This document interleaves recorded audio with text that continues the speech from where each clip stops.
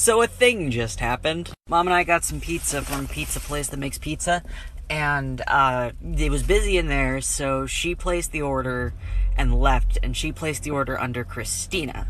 Christina is my mom's name. So she's like, there's this shop that I want to check out. I'm leaving you in charge of picking up the pizza. So I'm like, okay, I'll pick up the pizza. So this individual behind the counter calls out for Christina, and I pick up the pizza, as one does. And they hand me the pizza, and they're like, what's your preferred name? And I'm like, Jake.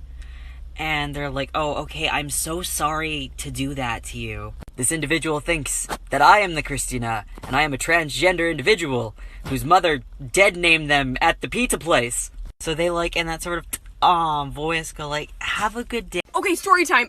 So I work at a jewelry store, and today a man came in looking for a gift for his wife for their 10th year anniversary.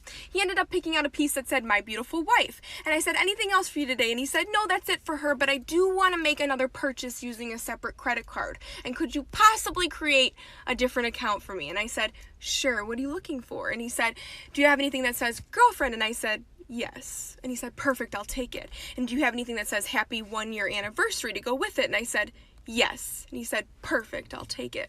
So I boxed everything up all nice and I put them in their respected bags. He had me mark a K for Kristen on the bottom of his wife's bag and an L for Laura on the bottom of his girlfriend's bag. I put pretty bows on them. I handed it to him. I said, they're gonna love it. Have a nice day. And he said, thank you. And shit, I just remembered that his wife's name is Laura and his girlfriend's name is Kristen. I must have mixed up the bags. Oops.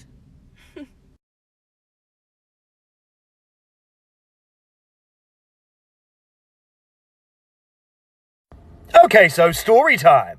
Now I have two brothers, one older, one younger. And when I was growing up, my older brother was a bit of a terror. He had this thing of walking over to me and farting on me. He would then run away giggling like a young boy would. But then one day, around about 5 or 6, I eventually snapped. I can't take this anymore, Jeremy!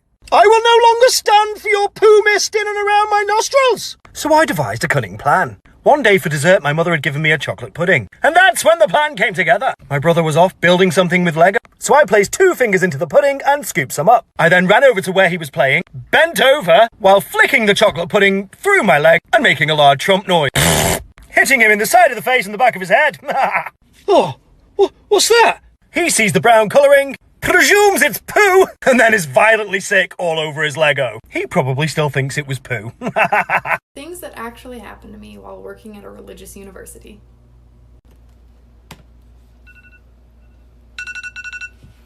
Let me just get that for you. Your alarm says birth control. Yeah, it does. Thanks.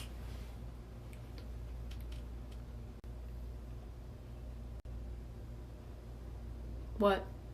Just seems like a weird alarm to have. What does it mean? Like, you know, a reminder to pay your bills or text someone or... No, it's a reminder to take my birth control. Silly me. Are you married? No, ma'am. Oh.